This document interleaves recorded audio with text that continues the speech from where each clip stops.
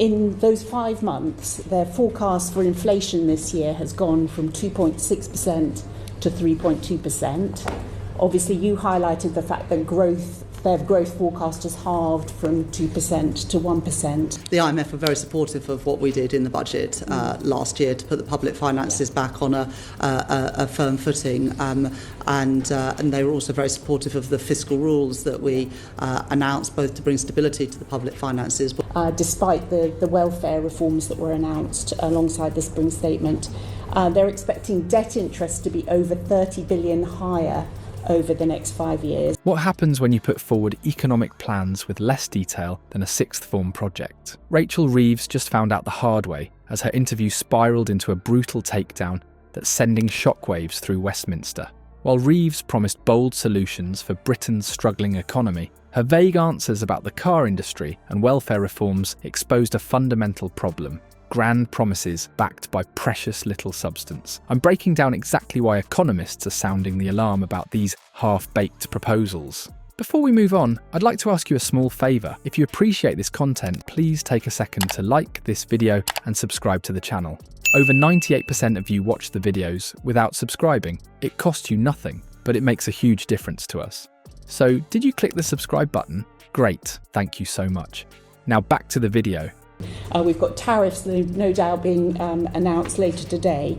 I just wondered to what extent you recognise now that business confidence and consumer confidence took a real hit after your budget in October. Private investment. So I was very appreciative of the support both from Kristalina Georgieva and Gita Gopinath at the IMF for the work that we are doing to bring stability back to the economy. And well know the OECD and others have downgraded a range of countries in the G7 and the developed world, but the OBR have also revised up growth in 2026. Rachel Reeves' recent interview performance wasn't just disappointing, it was a masterclass in economic vagueness that would make even a first-year economics student cringe. When pressed on her automotive industry proposals, Reeves displayed what can only be described as a concerning detachment from economic reality. The interview took a particularly awkward turn when discussing electric vehicle transition support. Reeves confidently proclaimed Labour would supercharge Britain's automotive sector, but faltered spectacularly when asked about specific funding mechanisms. Her response? Vague references to partnerships with industry and strategic investments without a single concrete funding source identified. It's like promising to build a house without mentioning where you'll get the bricks, timber, or workers. Market analysts haven't been kind in their assessment. 3 separate industry reports released last week questioned whether Labour's automotive proposals reflect an understanding of current market conditions. One senior analyst at Goldman Sachs noted that Labour's EV transition plan lacks the fundamental market assessment needed for investor confidence. Another from Bloomberg described it as ambitious rhetoric, without the numerical backbone that serious economic policy requires. The car industry wasn't her only stumbling block. When confronted about welfare reforms, particularly regarding personal independence payment recipients, Reeves's proposals dissolved under minimal scrutiny. She suggested getting PIP recipients back to work was a priority, but offered no coherent explanation of assessment criteria or support mechanisms. When pushed on how this would be implemented, she pivoted to talking points about dignity of work rather than addressing the practical realities of disability employment barriers. Perhaps most troubling was her £1 billion back-to-work package, a figure that appeared with no explanation of its derivation or distribution.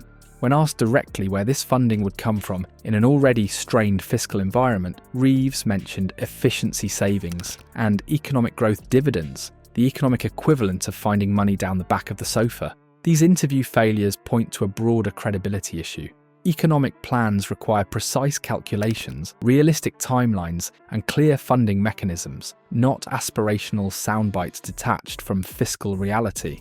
Several economists have noted that Reeves's approach represents a concerning pattern of prioritising political messaging over economic substance. Beyond the vague platitudes and empty promises lies a stark economic reality that threatens to derail Reeves's plans before they even begin. The Office for Budget Responsibility has just slashed the UK's growth forecast for 2025 in half, from an already modest 2% down to a mere 1%. This dramatic downgrade creates a hostile economic environment where Labour's spending-heavy proposals will face their first brutal test against fiscal reality. Reeves's housing strategy perfectly illustrates this disconnect between political ambition and economic substance. What's being touted as a solution to Britain's housing crisis amounts to little more than a wish list. Vague proposals about building new homes with no concrete details or feasible infrastructure to support them. The plan fatally ignores that Britain's housing affordability crisis runs far deeper than construction numbers alone. Land hoarding by developers, spiralling rents, and systemic market failures require comprehensive reform, not simplistic building targets. This approach mirrors previous Labour housing initiatives from the early 2000s, when Gordon Brown's government announced ambitious construction targets that ultimately delivered less than half the promised homes while housing costs continued to skyrocket. The current proposals follow the same flawed template: big announcements without addressing the fundamental market distortions. Meanwhile, Labour's economic philosophy appears unchanged from previous administrations. Just spend more money to fix complex problems. This simplistic approach disregards Britain's existing debt burden and the diminishing returns of government spending without structural reform. When similar spending-focused policies were implemented following the 2008 financial crisis, they generated minimal growth while adding significantly to national debt. The automotive sector faces particular vulnerability. The government's plan to introduce more flexibility into EV mandates and cut down any fines by 20% might sound supportive, but without a coherent industrial strategy and realistic transition timeline, it risks creating market uncertainty precisely when manufacturers need clarity. Similar half measures in the 1970s failed to save Britain's automotive industry from decline. More successful approaches from countries like Germany and Sweden demonstrate that economic revival requires clear industrial policies with measurable outcomes, regulatory certainty for investors, and targeted interventions in market failures, not simply increased spending. These economies focused on building institutional capacity and addressing structural weaknesses rather than headline-grabbing initiatives. What economists increasingly recognise is that Reeves's economic approach represents politics as performance art, visually appealing but substantively hollow. One analyst described it as throwing glitter on a dumpster fire, a temporary distraction that does nothing to address the smouldering economic challenges underneath. So what have we learned from this debacle? Rachel Reeves and Labour aren't offering economic solutions, they're performing political theatre. Their approach prioritises soundbites that play well on evening news, while neglecting the substantive planning required to address Britain's genuine economic challenges. The British public deserves better than vague promises wrapped in glossy rhetoric. We need concrete plans that tackle fundamental issues, not pie-in-the-sky fantasies that collapse under the slightest scrutiny. True economic leadership means having the courage to present realistic, detailed policies that might not make for exciting headlines, but will actually work. Until our politicians prioritise substance over style, Britain's economic revival will remain frustratingly out of reach.